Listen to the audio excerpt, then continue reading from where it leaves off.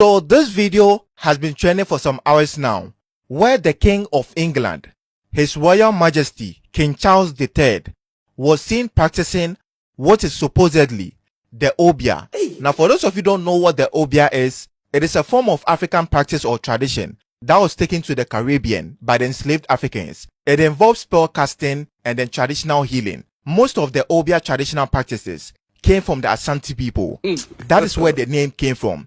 Even though it was a combination of different African traditions, from the Igbo people, the Yoruba people, and all of them, they all came together to combine their traditions. That is how it got the name Obeah. It means everyone. You get it? Now this practice was used by the enslaved Africans for protection and the rebellion against their masters in the Caribbean. One particular person who made the Obeah practice popular was this Asante warrior, the Nanny of the Maroons. This African tradition scared the colonizers to the extent that they abolished it in the 1760s. Anyone who was seen practicing the Obeah was arrested. The Obeah was often mistaken as the voodoo, but the people who practiced this Obeah were known as the Obeah men or the Obeah women. When slavery was abolished in the 1830s in the Caribbean, they passed a law that made this particular Obeah illegal forever. So when this video popped up, people were like, how is this abolished in Jamaica when the king himself, King Charles III, is burning away negative vibes? I'm telling you. This tells you how powerful the African tradition was before everything they introduced to us.